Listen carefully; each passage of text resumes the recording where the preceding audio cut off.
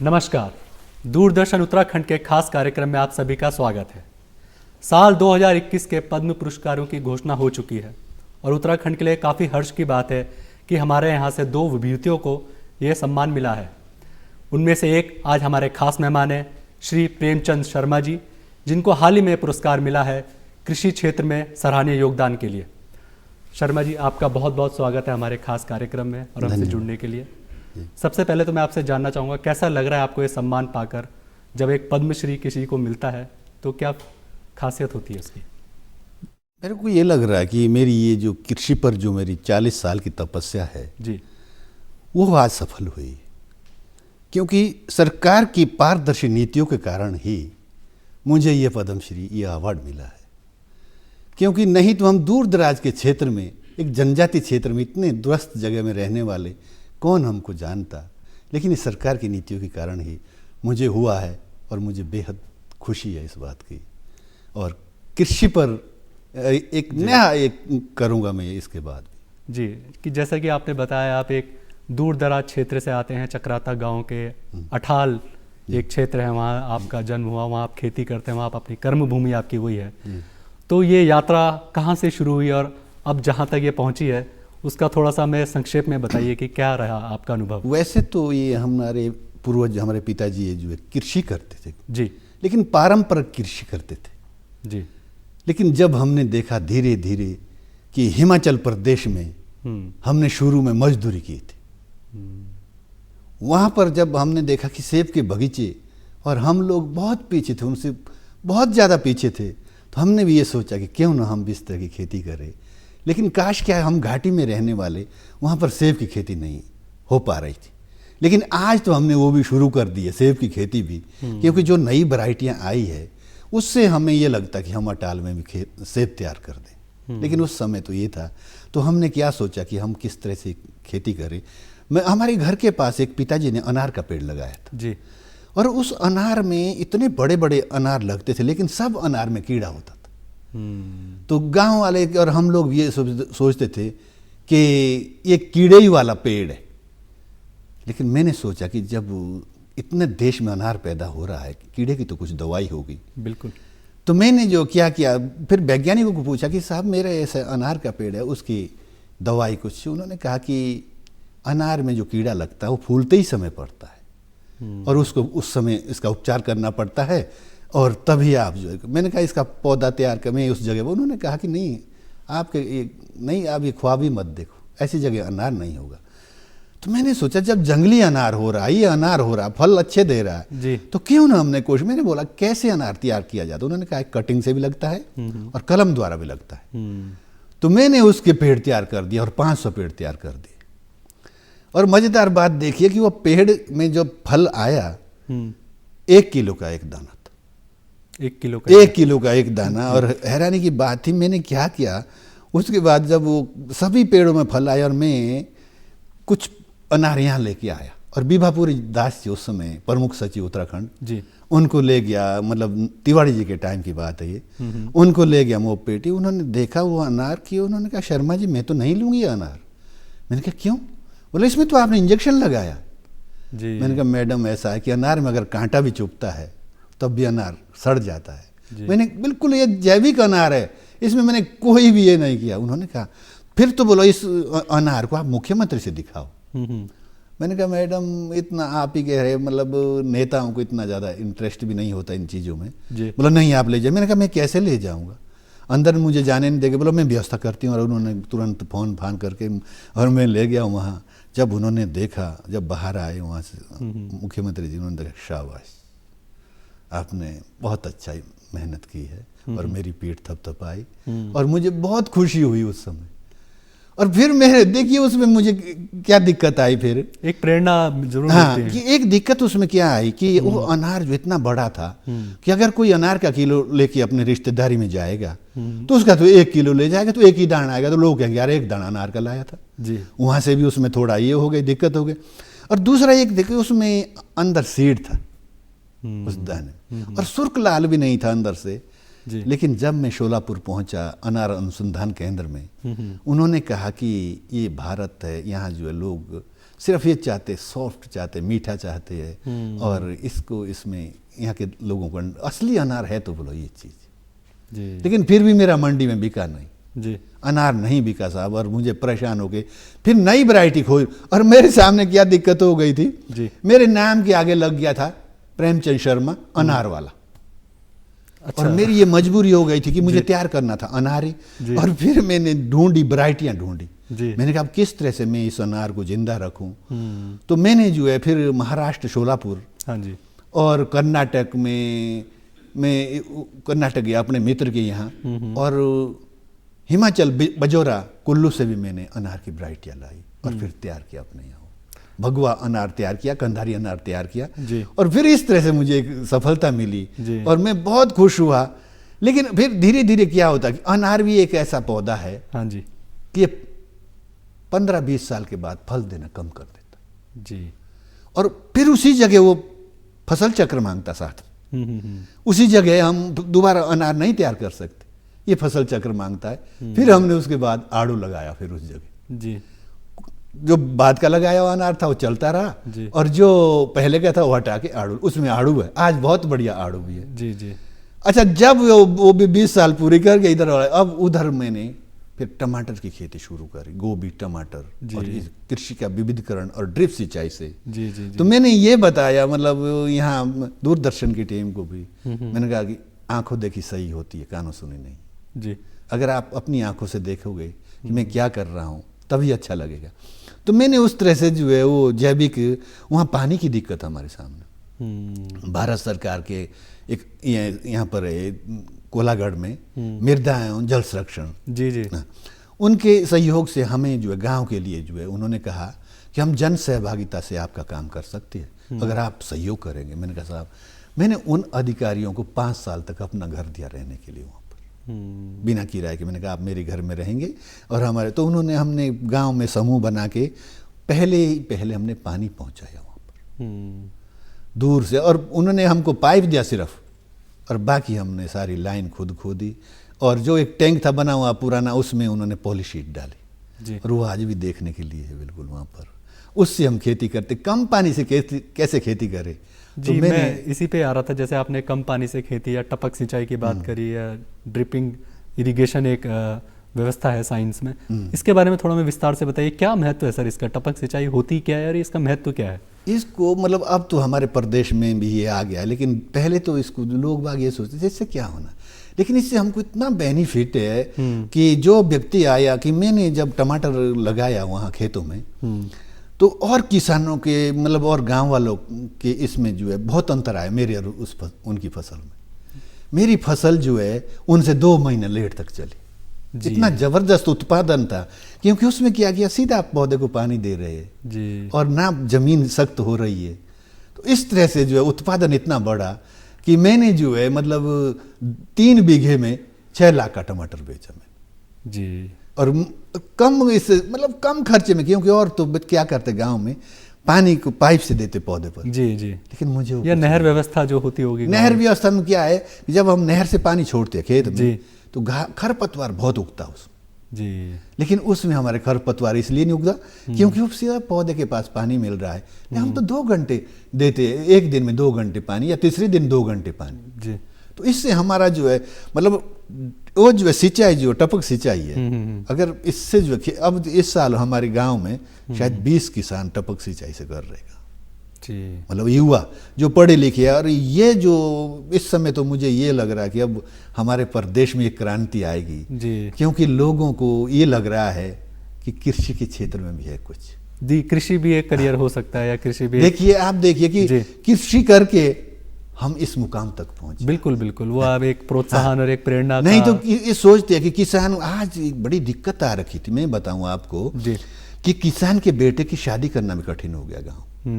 किसान जब जाता है किसी अपनी बेटे की बहू का रिश्ता करने, तो वो कहता कि मुझे अपनी बेटी दे दो, मेरे इतने पेड़ सेब की है, गाड़ी है, सब कुछ है जी। तो क्या कहते हैं लड़की के माँ बाप, कहाँ ढोएगी इनका गोबर उमर भर, चुपके चुप। अगर कोई नौकरी वाला जाके, इतनी है हमारे प्रदेश में, इतनी है कि अगर कोई नौकरी वाला जाके कह रहे साहब हम तो यही दिन देख रहे थे आप आइए, चाहे कोई किसी प्राइवेट कंपनी में काम कर रहे, लेकिन जो ये कृषि में है वो किसी भी चीज़ में नहीं है। आज मेरे बेटे सर्विस करते हैं, हाँ जी। लेकिन पैसा मुझसे मांगते। जी, मैं उसी पे आ रहा था। जैसे आपने जैविक खेती का जिक्र किया कि जैविक खेती एक बड़ा प्रमुख हथियार यूज़ किया, आपने इस्तेमाल किया खेती के में, तो सर उसके बारे में बताइए, जैविक खेती के क्या फ़ायदे होते हैं, और जो एक परंपरागत खेती हमारे यहाँ होती है, बल्कि बहुत सारे हिस्सों में वही होती है अभी भी, जैविक खेती लोग अब करना शुरू कर रहे हैं, तो क्या फ़र्क दिखता है जैविक खेती और एक परंपरागत खेती में? ये कि जैसे शुरू में क्या हुआ कि हमारे देश में जो है उत्पादन बढ़ाने के लिए ये उर्वरक और पेस्टिसाइड का ज़्यादा इस्तेमाल होने लगा, केमिकल्स का। और आज केमिकल के द्वारा आज लोग बाग जो है गोबर की खाद डालना ही बंद कर दिया जी। और उसी से करे। उसमें शुरू में तो 1-2 बार जब तक जमीन अच्छी थी तब तक तो उससे खूब, लेकिन अब धीरे धीरे उसमें भी उत्पादन कम हो गया, क्योंकि हमने वो गोबर डालना ही बंद कर दिया। लेकिन मैंने उसके लिए भी जो मैंने काम किया है, हाँ जी, वो भी एक अब ये कि अपने मुँह तुम अपनी करनी बार अनेक भांति। नहीं जी, बिल्कुल बताइए, क्योंकि हमारे दर्शकों को, क्योंकि हमने जो है मैंने ये किया कि हम गौ आधारित खेती कैसे करें जी। एक गाय की गोबर से मैं जो है 6 एकड़ पे वो कर रहा हूँ, काम कर रहा हूँ एक गाय के गोबर से। हमने क्या किया कि गोबर को पहले जो है जीवामृत बना के, गोबर, गौमूत्र और गुड़ और बेसन, उसका एक घोल बना करके 15-20 दिनों तक छाया में रख के, फिर जो एक पानी के टैंक में डाल करके उसका ये, फिर उसके बाद मैंने ये सोचा कि हम क्यों ना इसको ड्रिप के माध्यम से इसको खेतों में पहुंचाए। फिर मैंने उसके साथ एक काम और किया कि आज जो है जिस गाजर घास से दुनिया परेशान है, हमारा भारत देश तो क्यों नहीं, मैंने उसी का विकल्प खोज लिया है कि मैं उस गाजर घास को भी पानी के टैंक में डाल रहा हूँ जी, और नीम का पत्ता डाल रहा हूँ, और अखरोट का पत्ता डाल रहा हूँ, और काला बांसा डाल रहा हूँ जो पशु नहीं खाते, और उससे मेरे क्या है कि खाद भी बन रही है साथ में और कीटनाशक भी तैयार हो रहा है उसी का जी। और उससे जो है खाद में जो है, अब मैंने क्या किया कि आगे जो उसको फिल्टर करके आगे भेजना था, ड्रिप में तो फिल्टर करके ही जाएगा जी। तो मैंने उसके लिए एक नेचुरल फिल्टर तैयार कर दिए, चैम्बर बनाए, और चैम्बर में जो है अब फिल्टर की विधि तो वहां देख के ही पता चलेगा कि मैंने किस तरह से फिल्टर बनाया, लेकिन अभी तक मैंने कहीं भी ऐसी विधि नहीं देखी आज तक जो मैंने अपनाई है। वो एक वहां पर एक जीता जागता सबूत है वो तो ये थोड़े नहीं कि हम बता रहे कि नहीं, जीता जागता सबूत है जिस तरह से मैंने वो विधि को तैयार किया। मैं इस पे आना चाह रहा था कि जैसे आपने बताया ये सारे विधियां आपने अपनाई हैं खेती को ज़्यादा उर्वरक या ज़्यादा उत्पादन क्षमता बढ़ाने के लिए। सर इसमें कौन कौन सी खेती की जाती है, या कौन सी सब्जी, फल, अनाज, या कोई इसमें मुख्यतः कुछ है कि आप इनको लगाइए तो ज़्यादा फायदा या ज़्यादा फायदे में किसान रहता है? पहाड़ी क्षेत्र के संदर्भ में, उत्तराखंड के संदर्भ में जैविक से ना किसी भी फसल में के लिए जो ये जैविक कीटनाशक और लिक्विड जो ये खाद बन रही ना, वो तो सब फसलों के लिए वरदान साबित हो रही। पहले मैंने पिछले साल क्या किया, मेरे पास वो फिल्टर चैम्बर तो नहीं थे, मैंने कपड़े से छान कर ड्रिप के माध्यम से डाला उसको कपड़े, लेकिन उसमें हमारा समय लग रहा था बहुत ज़्यादा। हम 2 आदमी जो है, मैं पानी छोड़ता था और 1-2 मजदूर जो है उसको चुन्नी को पकड़ के और उसको फिल्टर करते थे कपड़े से। तब उसका बहुत अच्छा, ये जब हमने उसका कलर देखा, रंग देखा, सबके टमाटर से अलग ही टमाटर था हमारा जी। तो फिर इस साल मैंने जो है पूरी उसके सीजन में टमाटर के बाद मैंने वो जैविक फिल्टर चैम्बर बना, नेचुरल फिल्टर। ये नहीं कि हमने कोई मशीन लगाई है, हमने नेचुरल फिल्टर तैयार किया है कि उसमें हमने जो है जैसे जमीन के अंदर से मिट्टी पत्थरों के बीच से वो पानी छन के आता है तो आगे कितना साफ हो जाता है। तो मैंने वही विधि अपना रखी है और वो उसी तरह से वो नेचुरल फिल्टर तैयार की है जो आज मैं अपने खेतों में पहुंच रहा हूँ, और वो स्प्रिंकलर से करवा रहा हूँ सिंचाई और ड्रिप से कर रहा हूँ मतलब। और इसके जो है जो अगर हमारे देखिए, हमारे पास तो आज भारत जो हमारे उत्तराखंड की जलवायु विश्व की जलवायु हमारे पास जी, शायद ऐसे कहीं भी नहीं जी। जिस पानी से हम खेतों की सिंचाई करते हैं वो तो देश में पीने के लिए भी नसीब नहीं जी। अच्छा, कितनी स्वादिष्ट सब्जी होगी वो जी। और बद्री गाय के गोबर से जिसको आज जो है लोग बाग जो है दवाई के रूप में इस्तेमाल कर रहे हैं, हम उससे ये खाद तैयार कर रहे हैं। तो मतलब आप एक कल्पना भी नहीं कर सकता कोई भी आदमी, लेकिन है छोटा सा काम है, लेकिन अगर हमने उसको आगे बढ़ा दिया तो ये एक हमारे प्रदेश के लिए क्या देश के लिए वरदान साबित हो जाएगा जी। भी बहुत अच्छी बात कही आपने कि इन चीज़ों को अगर हम बढ़ाएंगे तो प्रदेश के लिए नहीं बल्कि देश के लिए भी एक वरदान साबित हो सकता है। सर अब मैं आपकी थोड़ा परिवार पे आना चाहूँगा, किस तरह का सहयोग रहा उनका आपकी इस यात्रा के दौरान और आपके इस मुकाम तक पहुँचने में? इस याद रखो, मतलब मेरे पहले तो बच्चे मेरे 6 बच्चे थे जी और 2 बच्चे मेरे पास भाई के थे जी। एक बेटा एक बेटी। और भाई की डेथ हो गई थी जी उस समय, बेटा जो है पेट में ही था। जी। तो जो बच्चे की माँ थी वो भी बच्चे को छोड़ के चली गई। फिर मेरे 8 बच्चे हो गए। अब बच्चे उनकी शिक्षा दीक्षा, मैंने सोचा कि सबसे पहले हमें बच्चों को पढ़ाना है, जी तभी हम आगे बढ़ पाएंगे। जी। तो मैं कुदरती उस समय में गांव का प्रधान बना जी। और गांव में स्कूल नहीं था जी। और मैंने जो है उस समय बड़े प्रयास किया और स्कूल खुलवाया। जब स्कूल खुल गया तो वहाँ भवन नहीं था, भवनहीन था, लेकिन जगह कोई दे नहीं रहा था। रोड साइड पे होने के कारण अटाल जो है उसकी थोड़ी बढ़ गई थी, लेकिन जमीन मैंने अपना खेत उसको दान दिया, मतलब भूमि दान किया और उस पर विद्यालय बना। आज उस विद्यालय से हमारे आसपास के क्षेत्र, गांव का तो काया पलट हुई, लेकिन आसपास के क्षेत्र को भी इसमें बड़ा। और उसके बाद मैंने एक काम और किया कि शिक्षा को बढ़ावा देने के लिए मैंने क्या किया कि बच्चों का कैसे इंटरेस्ट होगा। मैंने उसमें जो बच्चा अपनी कक्षा में प्रथम स्थान आएगा उसको मैं सम्मानित करता हूँ 15 अगस्त के दिन जी। और उस बच्चे को जो है 1000 रुपये आर्थिक सहायता देता हूँ। और जो कक्षा 12 में पहला स्थान लाता है उसको मैं 1500 देता हूँ। इससे मैं 7500 रुपये मेरा आजीवन घोषणा हुआ उस विद्यालय के लिए। उससे उन बच्चों में वहाँ पर क्रांति आई और बच्चे पढ़ने में जो इतने अच्छे हो गए उस क्षेत्र के बच्चे। आज एक किनारे का गांव है लेकिन सबसे ज़्यादा बच्चे उस इंटर कॉलेज में पढ़ रहे हैं आज। जी जी। तो ये शिक्षा से हमारे गांव के लिए और शिक्षा, और दूसरा हमने कृषि को इसलिए अपनाया हाँ जी कि कृषि से हम जो है रोजगार हल कर सकते हैं, पलायन हम रुकवा सकते हैं। क्योंकि अगर जो है आज जैसे इस कोरोना काल में नौजवान बाहर से लौट के आए हैं और वो जो है एकदम ही वो कुछ नहीं कर सकते क्योंकि उन अनजान है, लेकिन हम अगर उनको धीरे धीरे प्रशिक्षित करेंगे तो हमारे पास कृषि में जो अपार संभावनाएं हैं। इसलिए हम सबको जो है, मैं तो हर व्यक्ति को कहता हूँ, एक नौकरी वाले को कहता हूँ कि आप भी अपने गांव को नहीं, अपने लिए तो आप सब्जी उगा ही सकते जी। जैसे कि आपने बताया कि कोरोना काल में खास करके बहुत सारे नौजवान हमारे अपने प्रदेशों को लौटे, अपनी अपनी जगहों गाँव में लौटे और उन्होंने वहाँ कृषि से कोई भी अपना काम धंधा करना शुरू किया, उसमें सफल भी हो रहे हैं धीरे धीरे, क्योंकि अब एक चेतना जरूर जागी है। आप लोगों की प्रेरणा से ही वो चेतना जाग रही है कि हाँ हम लोग भी खेती कर सकते हैं, हम लोग भी अपना जीवन सुधार सकते हैं बाहर न जाकर। रिवर्स जो माइग्रेशन शुरू हो रहा है सर, इस पर मैं आना चाहूँगा कि जैसे आपको बहुत सारे सम्मान और भी मिले हैं, जैसे राष्ट्रीय कृषक सम्राट किसान है, कृषि अनुसंधान केंद्र द्वारा बहुत सारे सम्मान मिले हैं आपके साथ। थोड़ा सा जानकारी हमें इसके बारे में बताइए। इसमें जो जैसे मेरी लगन बढ़ती गई कृषि के ऊपर, हाँ जी, और जब इन विभागों ने देखा और विभागों ने तो मुझे जगह जगह आमंत्रित किया गया और सम्मानित किया गया और इससे मेरा हौसला बढ़ते गया जी। जितने मुझे पुरस्कार मिलते कि यार मुझे कृषि के पर, लोग बाग तो ये भी कहते थे कि यार इसका दिमाग है क्या कर रहा है। अच्छा, मेरे बच्चे सारे सर्विस करते हैं, हाँ जी, और संयोग ऐसा जोड़ रखा है कि सभी पुलिस विभाग में जी, पुलिस इंस्पेक्टर है जी, और एक बेटा राजस्व उप निरीक्षक है जी। तो लोग बात कह रहे हैं इसके बेटे पुलिस में सब नौकरी कर रहे हैं, किसी चीज़ की कमी नहीं है। तब इस बुढ़े को देखो, न जाने ऐसी सनक कहाँ से सवार हो गई है।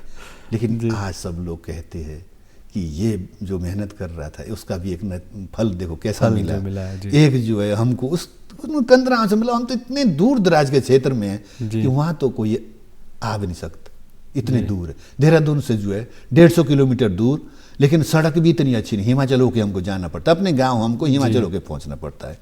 लेकिन फिर भी हमने वहाँ कृषि का जो है और सरकार का मुझे सहयोग रहा। आप देखिए कि मेरे जो है कृषि के मार्गदर्शक पता कौन रहे जी, ओम प्रकाश जी, जो आज चीफ सेक्रेटरी, जब ये कृषि सचिव थे। जी जी। मैं गांव ले गया इनको, अपने गांव जी, और उत्पल कुमार जी, जी जी, उन्होंने कहा कि शर्मा जी आपकी जो ये लगन है, आप यूरोपियन वेजिटेरियन में तैयार करिए, ये यहाँ की जलवायु को देखते हो। मैंने कहा साहब मैं कहाँ से ढूंढूंगा बीज, उन्होंने मुझे बीज ला कर दिया जी।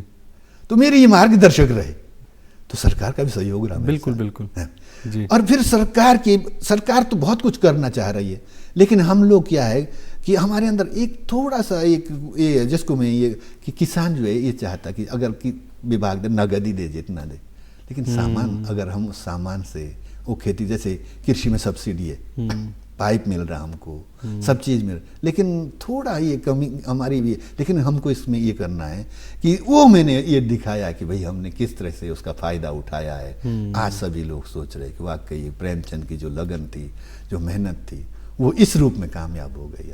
जी, जैसे कि आपने बताया कि हमारे सामने बहुत सारी संभावनाएं हैं, खास करके कृषि के क्षेत्र में, और हमारे पास बहुत सारी पॉलिसीज़ भी होती है गवर्नमेंट की, सरकार की, जिनसे क्या फ़ायदा उठा सकते हैं। लेकिन बहुत सारे लोगों को पॉलिसीज़ या प्रोग्राम जो भी सरकार चलाती हैं या जो भी नए प्रोग्राम बनाती है उसके बारे में पता नहीं चलता है, उनके बारे में अवेयरनेस कम होती है, जागरूकता कम होती है। तो कृषि जागरूकता पे आप कुछ बताइए कि कृषि जागरूकता पे कैसे जागरूक किया जाए किसानों को या आम लोगों को कि उनको लगे कि कृषि भी एक कार्य क्षेत्र हो सकता है और अच्छा कार्य क्षेत्र हो सकता है। आप देखिए, ये जो ड्रिप का प्रशिक्षण है मुझे सरकार ने दिलाया, और जलगांव महाराष्ट्र में जी। और जब मैंने वहाँ देखा ड्रिप का, उस कंपनी से वो कैसे खेती कर रहे हैं, तो मेरे दिमाग में यही बात आई कि मैंने बोला सरकार को, उद्यान विभाग को, कि मुझे ड्रिप का ये दिलाओ पाइप। और मैं उस ड्रिप के पाइप को वहाँ ले जा करके बहुत सारे, फिर वितरण तो हो रहा है, लेकिन बहुत सारे क्या कर रहे हैं अनजाने के कारण भी, तो उसको घेर बाढ़ के लिए बांध रहे उस पाइप जी। लेकिन इतनी कीमती चीज़ का मैं तो कह रहा था कि आप तो बहुत बड़ा दुरुपयोग कर रहे हैं। जी जी जी। लेकिन अगर आज के वैज्ञानिक युग में हमारे को इतना आसान हो गया कृषि करना, लेकिन अगर मन लगा के कोई काम करे, जैसे कम पानी से हम ड्रिप के माध्यम से, स्प्रिंकलर के माध्यम से किस तरह से खेती कर सकते हैं, यही एक जो है मतलब किसानों के लिए आज बहुत आसान है। और आप देखिए कि मेरा तो जो माली है, प्रशिक्षित माली है मेरा, मैं मोबाइल से खेती करा रहा हूँ।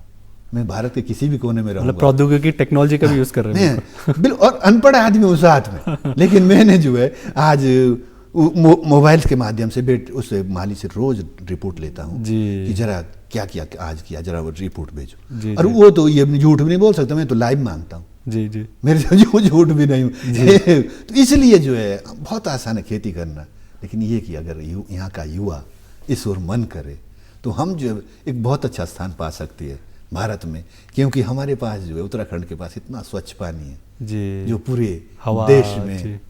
तो मैं इसमें मैंने तो किसानों के ऊपर जो है मैंने एक माटी के ऊपर कविता भी लिखी जी बिल्कुल, उसको भी मैं साझा करना चाहूँगा आपके साथ। दो मैंने क्या लिखा कि भारत माँ के किसान सपूत जो पूज रहे इस माटी को, सोचो मिलकर आज सुरक्षित रखना हिमालय घाटी को।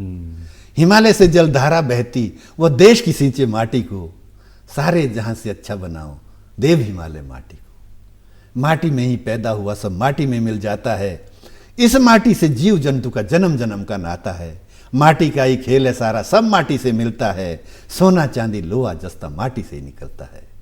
प्यार किया जिसने माटी से वो कभी नहीं निराश हुआ, फलता फूलता और रहा निरंतर, ईश्वर की रहती उन पर दुआ। स्वच्छ रखे हम इस माटी को जिसमें सब जग जीता है, स्वच्छ पवित्र बनाओ इसको, यही पुरानी यही गीता है। नमन करूं मैं सब जग जन से, इस माटी का पुण्य करे, प्रदूषण बढ़ता जिन चीजों से उन चीजों को शून्य करे।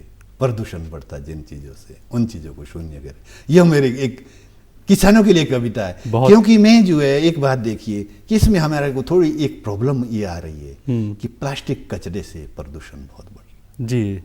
ये जब देखते हैं कई जगह हमने ये देखा कि पूरे गांव का कचरा जो है किन्हीं पेड़ों के पास पड़ रहा है, तो उस पेड़ के नीचे जो है वो पानी पहुंच ही नहीं पा रहा, प्लास्टिक के ऊपर ऊपर बह रहा जी। और कई पशु हमने सड़क किनारे से मृतक पाए जब उनको प्लास्टिक खाने से उनके पेट में प्लास्टिक पाया गया जी। बिल्कुल सर, तो लेकिन हम तो ये निवेदन भी करेंगे कि इस प्लास्टिक को हम कैसे कम करें जी। बिल्कुल, कृषि के साथ साथ हम सरकार का सहयोग इसमें बहुत जरूरी है, और विशेष करके हम सभी का दायित्व बनता है कि हम प्लास्टिक को जो है कम से कम इस्तेमाल करें, ताकि जो है हमारे इस जैसे तो हमारे ये है देव हिमालय ये माटी है, और ये नदियां जो पूरे देश को पानी पिला रही है जी। पूरा अन्न जो है इस पानी के सहारे मिल रहा है, तो उसमें जब बरसात में देखते हम कि आज प्लास्टिक कचरे की जाता नीचे जी। बिल्कुल, आपने एक प्रदूषण की भी बात छेड़ी, एक सामाजिक क्षेत्र में जो आप काम कर रहे हैं, आप एक कवि भी हैं, इतने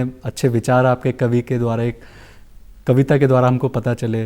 सर, समय की कमी के कारण बस अब आखिरी सुझाव हमारे नवयुवक किसानों के लिए, भाइयों बहनों के लिए जो कृषि क्षेत्र में आना चाहते हैं, काम करना चाहते हैं, बस उन पे प्रेरणा की कमी है, तो उनके लिए 2 शब्द ताकि उनके लिए कुछ प्रेरणा मिल जाए। मेरा तो यही है, जो युवा लोग हैं, क्योंकि उनको नए नए जो बाहर से लौट के आए हैं या यहीं की है, अगर उनको कहीं भी दिक्कत आ रही है, उनके लिए मैं अपना फ़ोन नंबर ये भी दे सकता हूँ। अगर कोई विशेष ही दिक्कत आई वहाँ तक भी मैं जा सकता हूँ जी, ताकि हम उन युवाओं का हौसला बढ़ाए। और हर जितने कृषि विभाग से जुड़े हैं, जो भी विभाग है, उद्यान है, कृषि विभाग है, सिंचाई विभाग है और बिजली विभाग है, और उनसे भी यही निवेदन है कि जो अन्न का ग्रहण करे वो किसानों का चिंतन करे। वाह, यही है। क्या बात सर। इन्हीं शब्दों के साथ आपसे विदा लेते हैं। आपको बहुत बहुत धन्यवाद हमारे कार्यक्रम में आने के लिए, हमसे बातचीत करने के लिए। इतने सुंदर विचार, इतने अच्छे सोच आपकी अपने प्रदेश के लिए, अपने देश के लिए, कि हमें अब आत्मनिर्भर बनना है, जो कि हमारी एक सरकार की प्राथमिकता है कि आत्मनिर्भर बनना है, तो उसके लिए काम करना है। और आपने स्वयं कह दिया कि मैं अवेलेबल हूँ, आप मेरा फ़ायदा उठाइए। बहुत बहुत धन्यवाद सर आपका हमारे कार्यक्रम में जुड़ने के लिए, हमसे आने के लिए। धन्यवाद। तो इसी के साथ आज का कार्यक्रम यहीं समाप्त होता है। अगले अंक में फिर मुलाकात होगी किसी नए विषय के साथ। तब तक के लिए नमस्कार।